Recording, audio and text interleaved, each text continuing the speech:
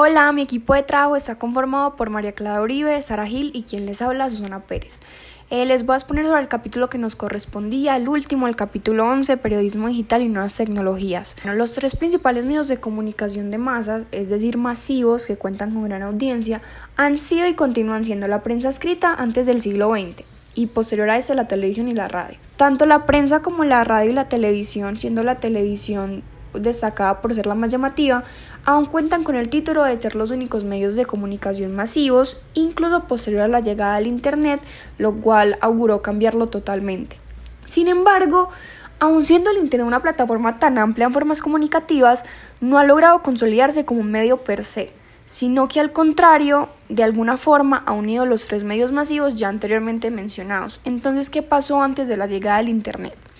Los tres medios masivos de comunicación convivían en el panorama informativo, en atmósfera competitiva y quedándose únicamente en su campo de acción. Entonces llega este medio nuevo, el Internet, y ahora la radio, como la televisión e incluso la misma prensa, utilizan el Internet para difundir, crear y compartir información.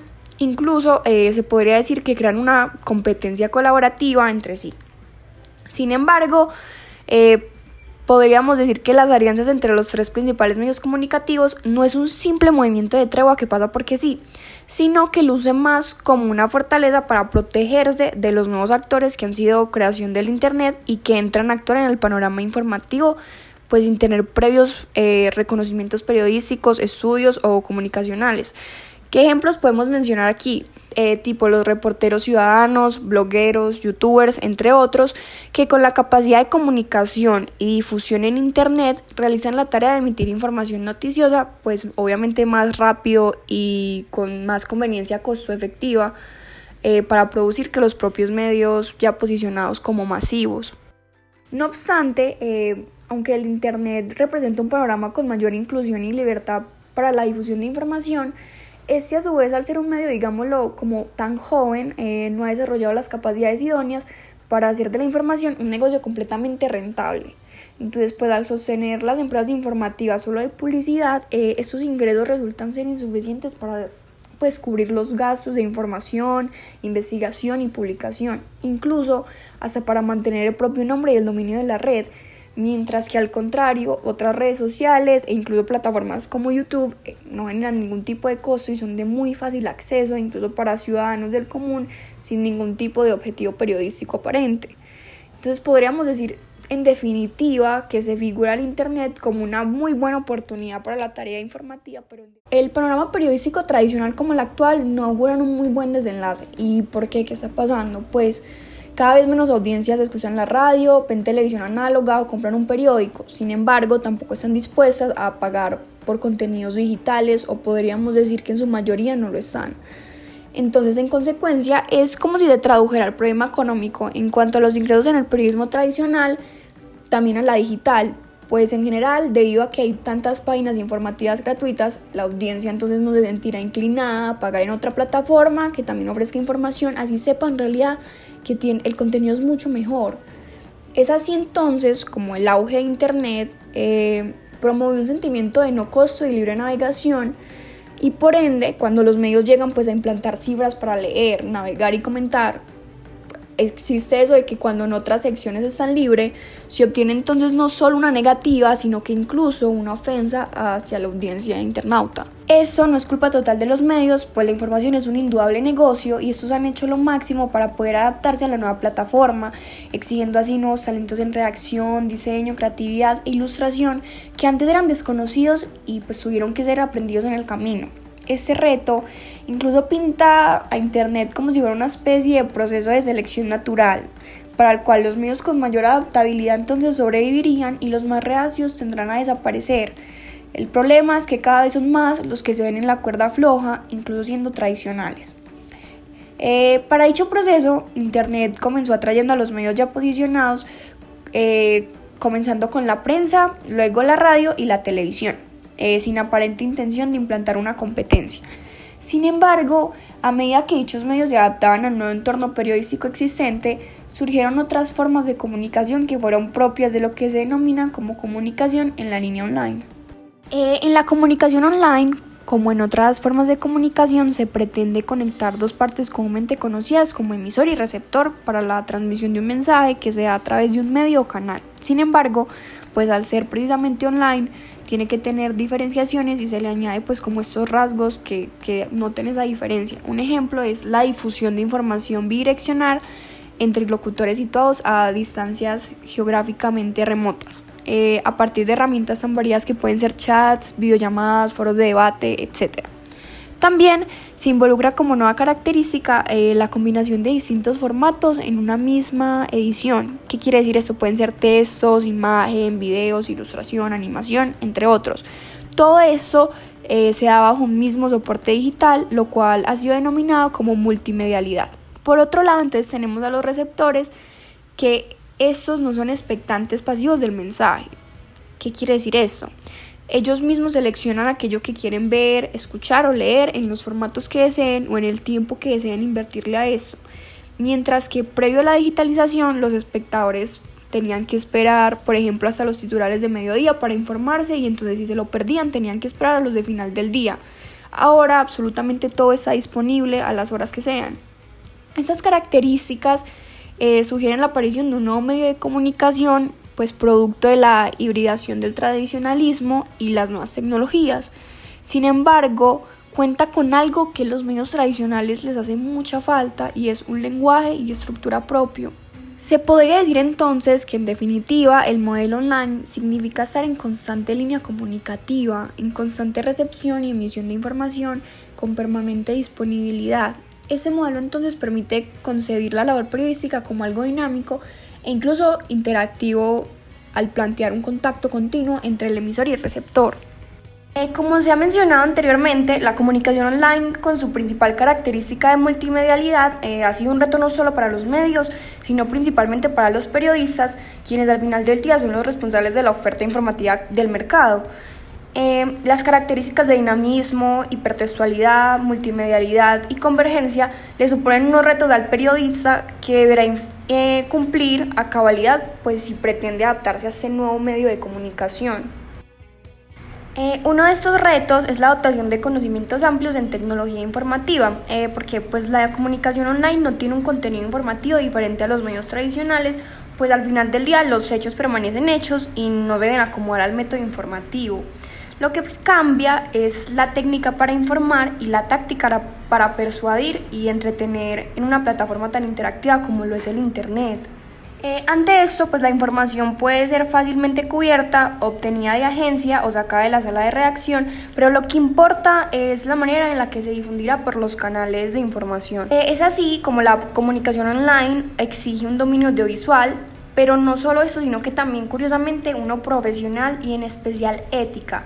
Pues al convertir el ejercicio informativo en interactivo y dinámico, el periodista ya no simplemente se orientará por los comentarios del editor para la publicación, sino que ahora es la audiencia quienes deciden por sus vistas al dominio, reproducción de videos, difusión de publicaciones, y por ende el periodista entonces adquiere una responsabilidad máxima con el público, lo cual significa una demanda de rendición de una cuenta excepcional, escuchar sus necesidades, corregir disgustos, tomando en cuenta sugerencias e incluso particularidades. Por otro lado, aunque bien se ha mencionado que los hechos son innegables y que la información recogida por un medio tradicional no deja de ser inservible para la comunicación online, sí hay un factor de innovación que debe predominar en esta última, pues debe priorizar aquellos temas que más se difuminen con la plataforma y que no sean precisamente aptos para ediciones diarias de prensa, radio o incluso hasta la televisión.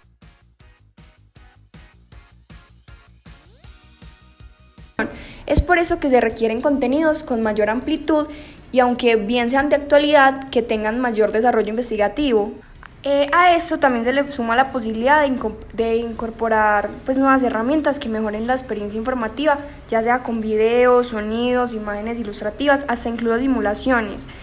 Lo anterior pues tiene una gran ventaja, ya que los métodos tradicionales de comunicación contaban con una gran limitación, ya sea de tiempo o espacio para ampliar los contenidos, mientras que en Internet siempre hay espacio para absolutamente todo. Se pueden realizar 100 publicaciones diarias y eso está perfectamente bien con la audiencia, incluso a la sensación de frescura o actualidad. pero también se corre el riesgo de que dada amplitud de espacio para publicación, pues se publique cualquier cosa que incluso ya no es informativa y carece de total sentido de relevancia e información. Esta situación se evidencia más que todo en la prensa sensacionalista y la farándula. Ante eso, una recomendación es aprovechar la infinidad de espacio que proporciona la plataforma, pero sin dejar de lado esos filtros informativos que son tan necesarios para un buen proceso de comunicación. Según como se ha contado la historia del Internet, pareciera que entonces surgió de la nada, con un montón de plataformas ya creadas y puestas al servicio a la perfección. En realidad no pasó así, especialmente para el campo comunicacional, los medios enfrentaron un proceso de metamorfosis, entre los cuales podemos destacar algunos intentos y primeros moldes para los formatos con los que contamos hoy en día. El videotest y el teletexto fueron los primeros moldes de periódicos electrónicos. En paralelo a esto, entonces surgió la necesidad de crear el audiotest, que más adelante les voy a explicar sobre esto. Otro intento, que el audiotest era otro intento de transmisión más directa y personalizada de la información. Entonces, estos sistemas podían difundir durante los años 70 del siglo XX noticias e información de forma electrónica. Si hay cabe resaltar que esos no han sido los principales pioneros de la era digital, pero sí dieron bastantes indicios de las nuevas formas de comunicar entre las audiencias, quitando esa venda del tradicionalismo. De esta manera fue que entonces también nuevos editores se animaron por la carrera de apostarle a los nuevos sistemas telemáticos, creando incluso la posibilidad de acceder a una red con un centro o servidor de información y a partir de ahí la navegación a múltiples ofertas informativas, entre las cuales se puede resaltar entonces que la prensa electrónica estaba ahí, contribuyendo esto pues a un gran avance obviamente. Ahora, como les dije anteriormente, les voy a explicar más sobre los dos primeros indicios de revolución tecnológica que fueron el teletexto y el videotexto. Bueno, el teletexto. Ese tuvo su primera aparición como medio entre 1976 y 1979 y fue puesto en funcionamiento por la BBC y grupos como ITV de Gran Bretaña. Bueno, ¿cómo funcionaba? Ambos envían a los televisores domésticos varios cientos de páginas con información, pero la BBC descubrió que la mayoría de sus suscriptores no utilizaban el teletexto para informarse, sino más bien para enviar mensajes y entretenerse con los videojuegos, por lo cual el fin comunicativo que se esperaba no fue obtenido. Es por eso que se definió que no era el medio correcto para difundir periódicos tradicionales. El videotest surgió a finales de los años 70 por medio de un servicio ofrecido por la British Post Office mediante cables telefónicos adaptados a los receptores de los televisores. Entonces, el videotest fundió la computadora con los sistemas de comunicación existentes para permitir a través del cable telefónico la transmisión de información interactiva en un televisor casero. ¿Qué pasaba entonces? Este ofrecía mayores posibilidades informativas que el teletexto, pues era mucho más interactivo. Los usuarios que tenían videotest no se conformaban con seleccionar entre las 100 o más páginas que ofrece el servidor, sino que también podían procesar miles de páginas de datos y comunicar sus acciones a otros suscriptores. No obstante a eso, pues llegó métodos como el email, resultaron ser más llamativos y la difusión de información una vez más no cumplió el objetivo principal y se dieron cuenta que no era rentable tampoco para la audiencia. Entonces así como el servicio, posiblemente tecnológicamente sí servía, pero no existía un mercado masivo para hacerlo lucrativo, especialmente porque la audiencia no se sentía incentivada por el medio.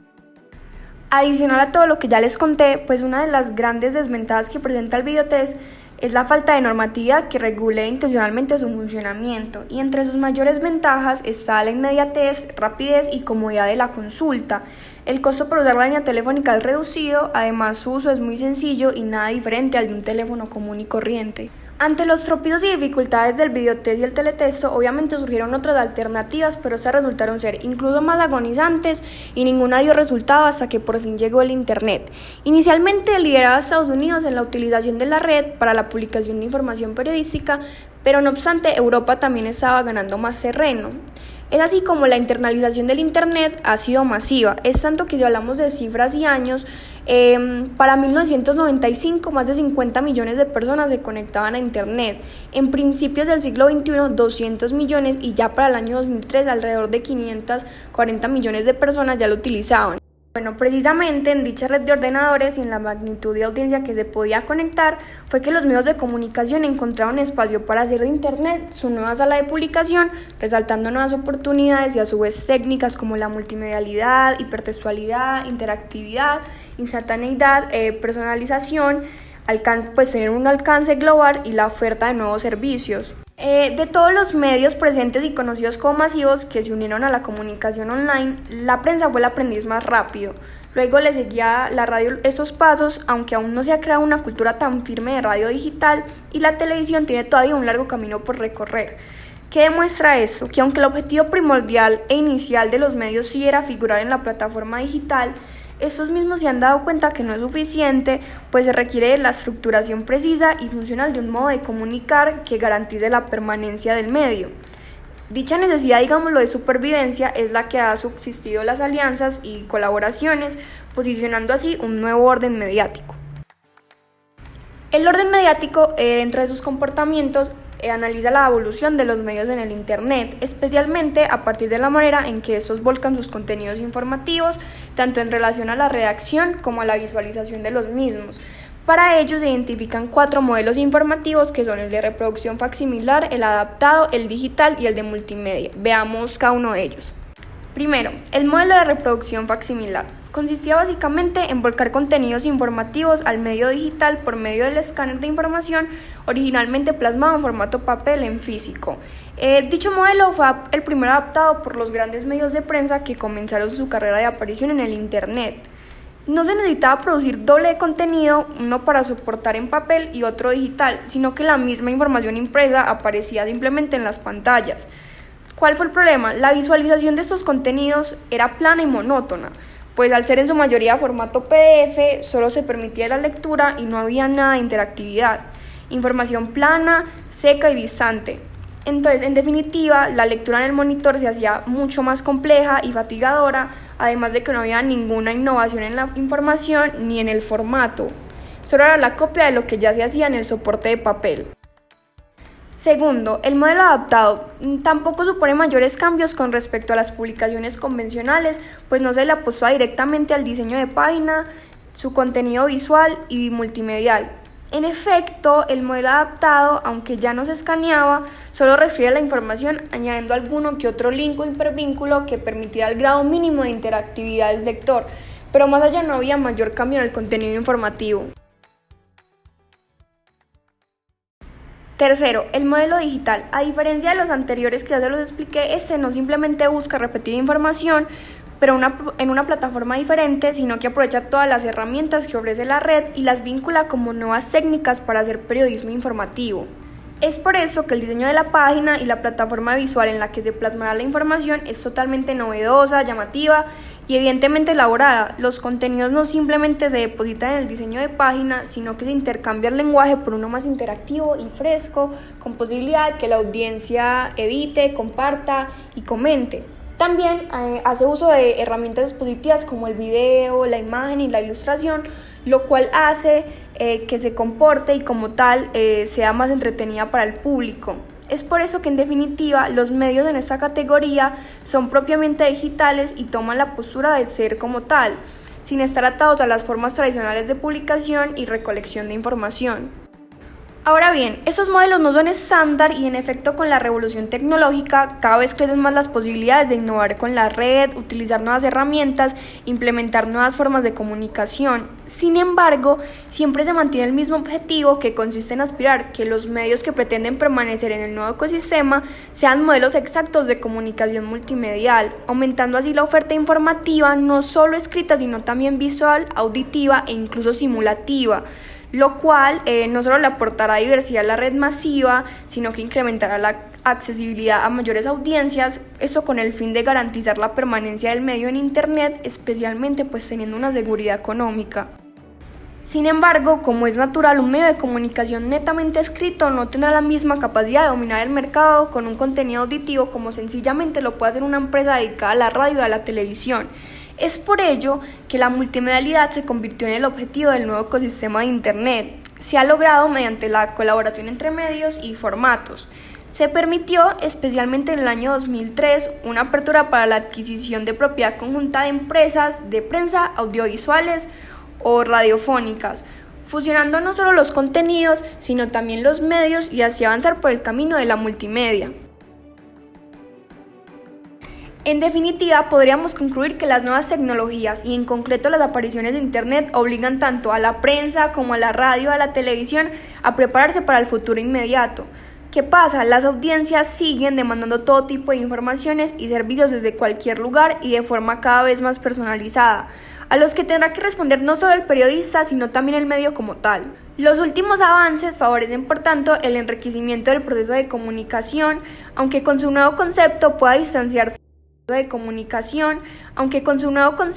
distanciarse de la tradicional comunicación de masas para por fin aventurarse en una comunicación más bimodal y amplia bajo los conceptos de multimedialidad y especialmente hiperconectividad con el entorno online. Muchas gracias.